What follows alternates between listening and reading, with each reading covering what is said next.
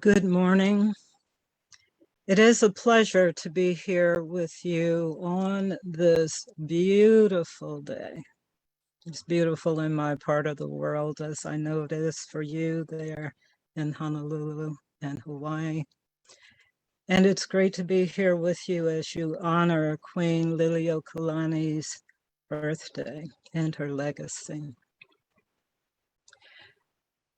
I want to share these words that are by a paraphrase of Deuteronomy by Reverend Peter Rabel. Quote, "We build on foundations we did not lay. We warm ourselves by fires we did not light. We sit in the shade of trees we did not plant. We drink from wells we did not dig. We are where we are because of what someone else did. We are forever bound in community." End of reading. You know that I am big on the eighth principle, and the eighth principle builds on foundations we did not lay. It builds on many decades of work by many people, and it updates our covenant to be with each other in building the beloved community and being in action to fulfill the promise of Unitarian Universalism as a progressive faith community. In the words of the Unitarian Universalist theologian, James Luther Adams, he wrote, "I call that church free, which brings people into caring, trusting fellowship that protects and nourishes their integrity and spiritual freedom, that yearns to belong to the church universal. It is open to insight and conscience from every source. It bursts through rigid tradition, giving rise to new and living language, to new and broader fellowship. It is a sojourner truth, a sojourner church, a servant church on an adventure of the Spirit. The goal is the prophethood and priesthood of all believers, the one for the liberty of prophesying, finding our prophetic voice, the other for the ministry of healing. It aims to find unity in diversity under the promptings of the Spirit, and maketh all things new." End of reading. We are continuing a great journey that many people have traveled before us. It is a journey of finding our way to liberation and to universal truths. Try seeing your world and your community for 1 month through the frame of liberation, universal truths, and the eighth principle, or the beloved community. I want you to try that. It is much more difficult than one might imagine. There are so many things that become relevant. So let's just take a moment to acknowledge the recent liberation of thousands of people from Afghanistan. The song, "Will You Harbor Me?" makes me think of their lives. We also acknowledge our country's struggle and the countries around the world, this struggle with a pandemic that is again surging. Many hospitals are filled to capacity once again, this time with mostly unvaccinated people. There's an ongoing difference in how people understand freedom. Will we find the collective will to cooperate to eradicate the breeding grounds for the COVID virus? Or is freedom about individual choice to mask or not, to gather or not, to vaccinate or not? It really gets complicated. And just days ago, we got word of the death of Dr. James Loewen, who spent his career of more than 40 years transforming how people approach history. He was working for liberation by trying to get people to learn the truth about the history of this country. You may have seen or heard of some of his books, Lies My Teacher Told Me, which I know some school districts have had students read, or Lies Across America, or Sundown Towns, just to name a few. Education and knowing the truth about history is a critical part of the liberation process. And James Loewen was a member of my home congregation and a very much respected associate. And then just last weekend, on August 28th, we again acknowledged the 58th anniversary of the original March on Washington and Dr. Martin Luther King's prophetic I Have a Dream speech. Then in 1963, when the March 1st happened, and again last weekend, thousands of people gathered in Washington, D.C., with the U.S. Capitol as their backdrop, marching and rallying once again for voting rights. And when we think about liberation, we should be asking ourselves, why do we have to fight the same battles and engage in the same struggles over and over and over again? Why? What would it be like to really have a free United States of America? What would it be like? Can we imagine it? Can we do the work that's needed to pass on to our children a stronger and a freer democracy? Or will our children be fighting these same battles 10, 20, 30 years from now? And if they have to fight these struggles again, what kind of country will we be living in? We are not done with the work of guaranteeing citizens our fundamental rights. Voting is a right of citizenship as well as equal protection under the law. Why will we let anyone deny these rights to people? Protecting each other's rights is one of the practices of dismantling racism and oppression and building the beloved community. As we ground our communities in the eighth principle, we will develop more spiritual practices to help prepare us for healing that is so much needed in ourselves, in our communities, and our institutions. That healing will potentially change society and the future. It will move Unitarian Universalists closer to reclaiming our prophetic voice, as Reverend Paul Razor so well described in his essay by the same name from the book entitled Soul Work, Anti-Racist Theologies and Dialogue. Reverend Razor wrote, quote, "We, Unitarian Universalists, have been shaped by the very powers and structures we now want to dismantle. The social transformation we seek requires spiritual transformation as well.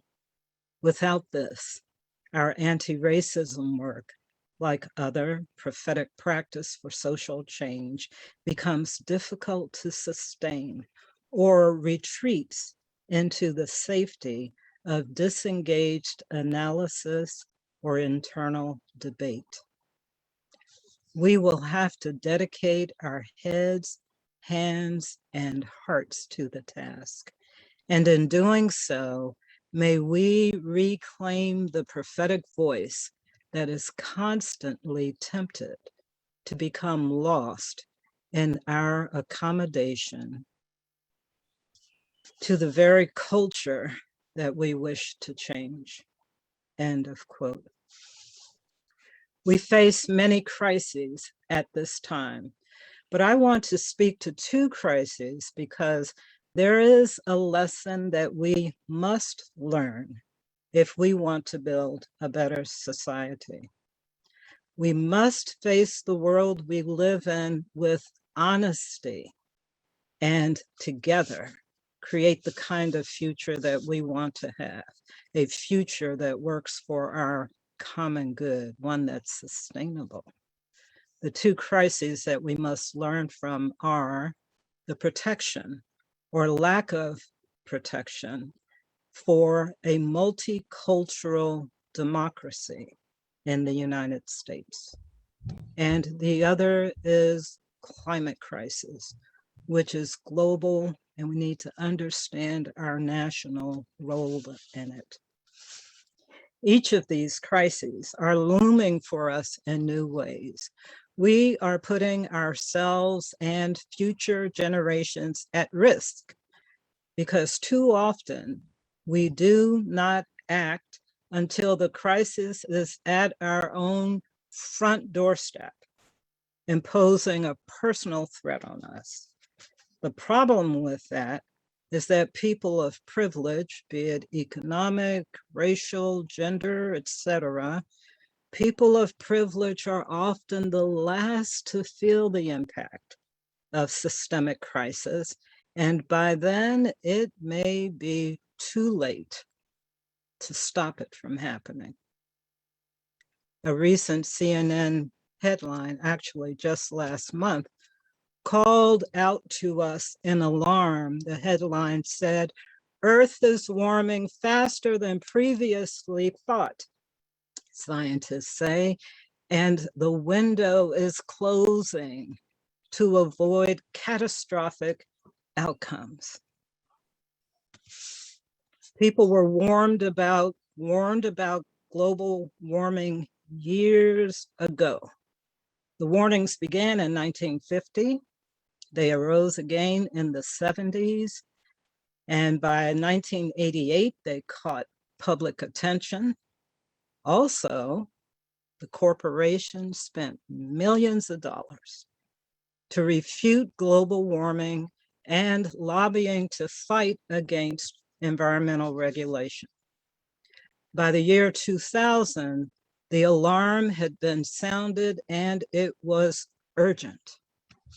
The use of fossil fuel and deforestation were foundational to the problem, and both are foundational to the solution.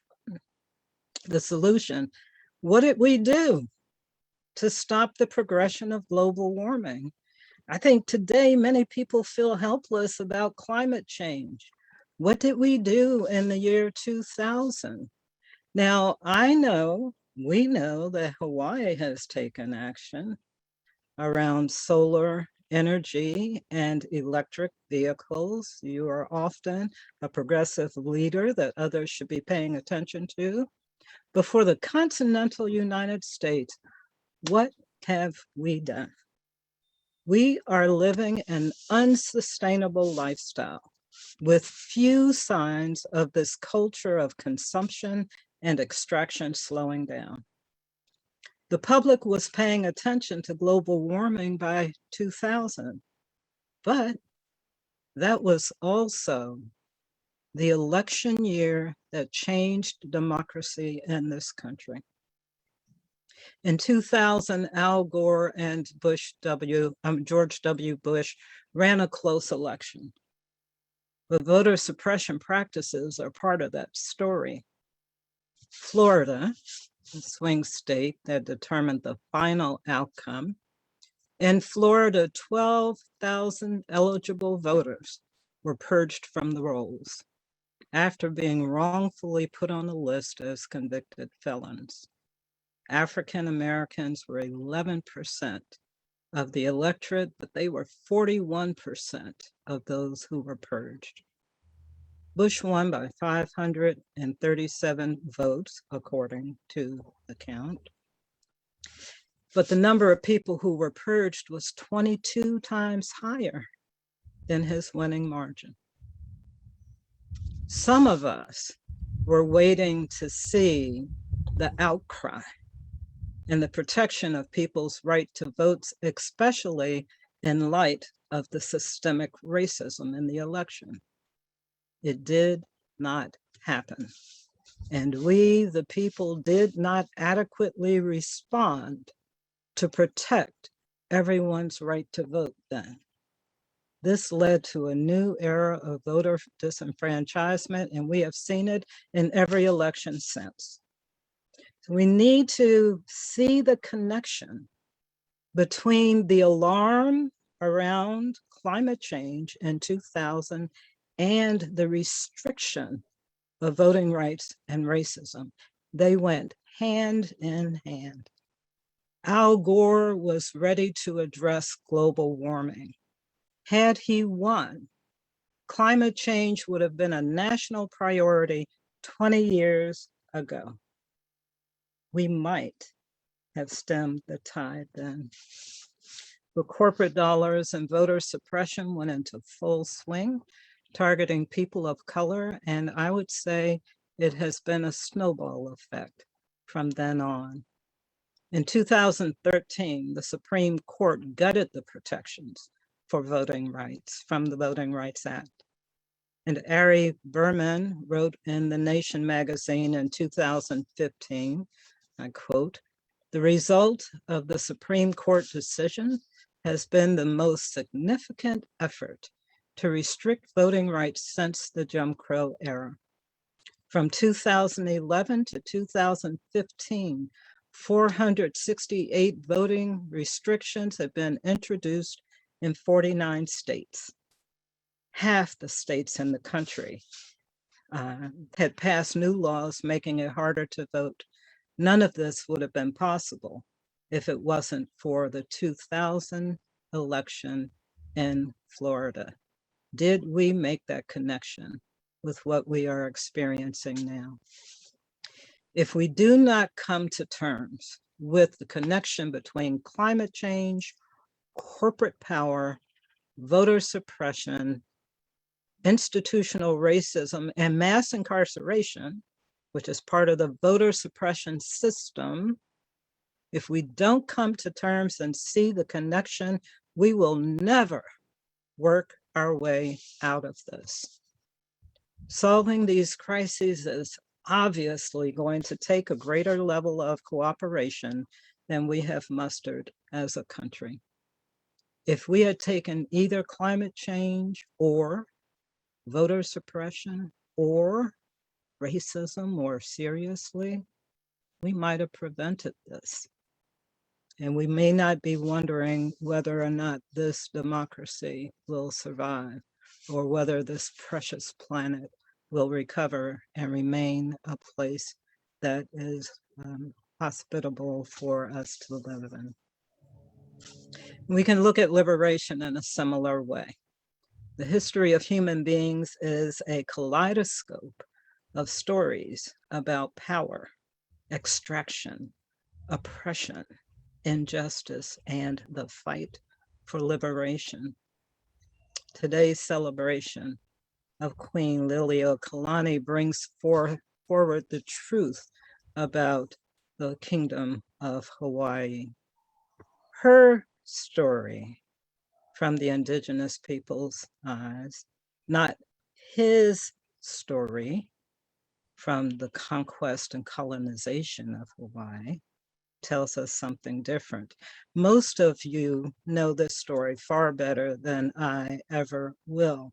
But what is striking to me about her story, the story of the Kingdom of Hawaii, is that before the dethroning of Queen Lili'uokalani, which happened in 1893, before that happened, US businessmen, in other words, corporate interest, wrote their own version of the Constitution, and in it, they took away the right for the Hawaiian people to vote.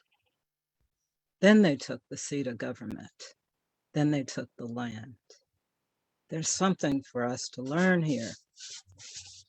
And many of you also know that in Germany, the right to vote was taken away from Jewish people and other people who were not deemed German prior to the reign of terror and the Holocaust. If we were to look at the subjugation of people in other parts of the world, we might find that this restriction of the right to vote precedes that subjugation. There is something for us to learn before it's too late. People losing the right to vote is an indicator that the collective must be strong in insisting that these rights not be taken away. We have to fight for the liberation of the few or of the marginalized before it is lost for the whole. We might be in that zone right now. A culture of privilege in the United States entices people to choose comfort and entertainment over shared investment in undoing injustices and protecting the common good. In other words, we have a culture that minimizes people's willingness to see the struggle for liberation of other people as their own struggle for liberation. We're in a culture of individualism that separates us from each other and from the universal truth. We are all in this together. Yes, global warming and the coronavirus are teaching us that we are all in this together. I want to bring this to a close by sharing these words from Lilla Watson, who's an Aboriginal activist in Australia. She says, "If you have come here to help me, you are wasting your time. But if you have come because your liberation is bound up with mine, then let us work together." End quote. When we situate ourselves in community and engage ourselves in solidarity with people who are fighting for liberation, we too become liberated. Oh, yes, we're all in this boat together. Our collective liberation is in our hands. Our response to climate change is directly related to our response to voter suppression and to racism. Every time we protect someone's rights and correct the systems, we are planting liberty and justice for more people and for future generations. We should not have to fight the same struggles over and over again. Our children shouldn't have to fight these struggles over again. In the beloved community, they won't have to. May it be so, and amen.